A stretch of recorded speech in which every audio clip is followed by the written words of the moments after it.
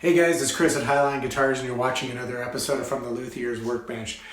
Okay, so you're probably wondering, why am I standing in the master bathroom of my house? And it's to illustrate a point. Highline Guitars is a one-man operation. It's just me. I don't have any employees and I don't have any apprentices. And as a result, occasionally life has a way of getting in the way of building guitars. And so I thought I would talk about how I'm able to organize all my different guitar building projects and resolve those with some of the things that come up in life, such as the project that I'm currently involved in, which is remodeling this bathroom. I just installed the floor and I'm getting ready to put down some grout. So how I'm able to do this is by organizing my guitar building projects so that they stay on track and my customers will get the guitars that they are paying me to build for them. So through the magic of video editing, let's head down to my shop and I'll explain it a little bit more.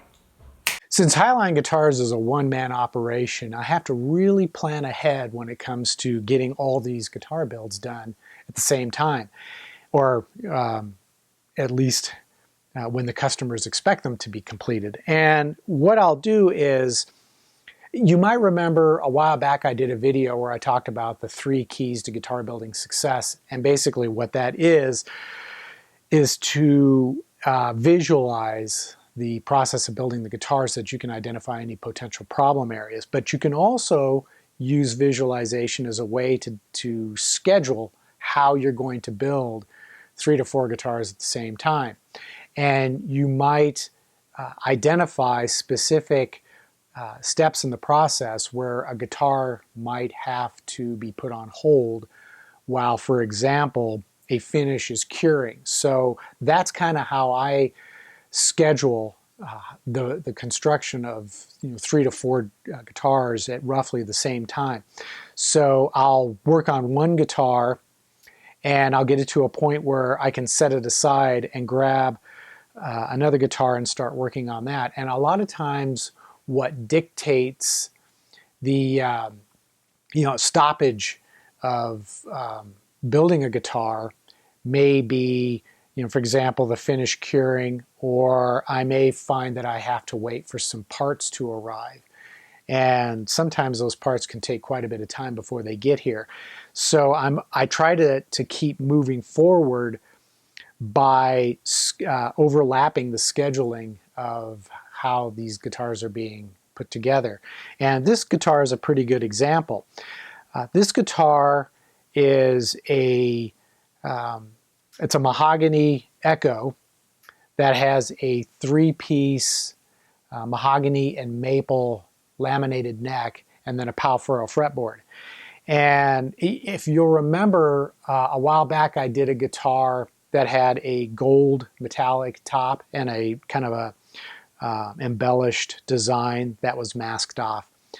And as I was working on that guitar, I was planning this one because I was going to use some of the wood left over from that build. I had purchased enough to build several guitars. So when I had reached a point where that gold top guitar was nearly complete, I was able to start on this build. And the gold top, originally I was going to shoot photos of the finished guitar so I could share it with you to show you how it turned out. But a viewer saw that guitar and inquired about purchasing it before I had it assembled.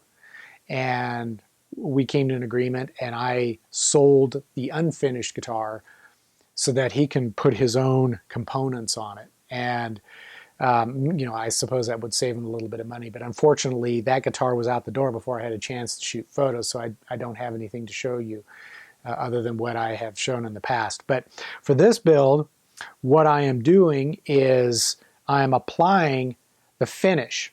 And the finish that I'm applying on this is, it's actually 2 different products. I used Watco's natural Danish oil as the base finish on the guitar. And then to the back and the sides and the top, I've applied artist oil paint. And specifically, I use burnt umber, which I just simply wiped on with a paper towel and then lightly blended it around the edges to create kind of a very subtle burst effect. And I also did that on the headstock.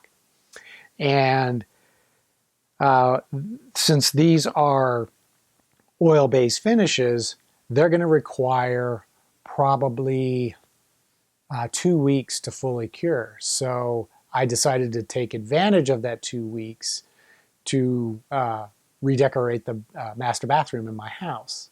So that's kind of how I, in a way, structure multiple projects at the same time. And it can get kind of confusing at times. And it really helps if you have a list that you follow. And I keep one on my computer when I've got multiple builds going on. Because the one thing I don't want to do is put the wrong bridge on the wrong guitar, the wrong tuners. You know, it can get really confusing when you've got 3 or 4 guitars going and you've got customers who are frequently in contact with you and oftentimes making changes to specific components that they want to use on a guitar.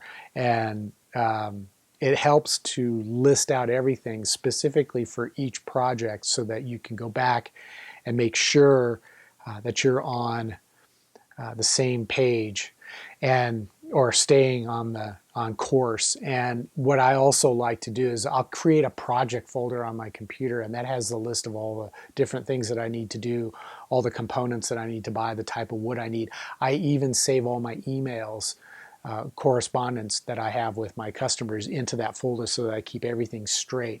That way I don't have to experience the horror of delivering a guitar to a customer and the customer saying, wait a minute, you put a Tune-o-matic on here. I wanted a Floyd Rose. So, you know, that's just kind of some thoughts I had today as I'm getting ready to continue on with the remodeling project. And that's a project where I do little bits at a time. And as I complete one task, I'll take a break from working on the bathroom. I'll come running down to the shop and I'll do some more work, like I'm currently hand painting my logo on the headstock of this guitar with enamel paint. So I'll probably put the grout in the tile, and while that's drying, I'll come down here and I'll finish up this logo. And when that's done, I'll head over to the hardware store to pick up some quarter-round molding and come back and I'll install that up in the bathroom. And then I'll come down here and put on a coat of wipe-on polyurethane as my final seal coat. While that's drying, I'll go back upstairs, install a light fixture, so on and so forth. So I'm constantly moving. But I will say this, by about 8, 9 o'clock at night, I'm totally shot. I'm done. And tonight I plan to watch some of the Stanley Cup, so hopefully I'll be in a good place by then. So that's all I've got for this week's episode.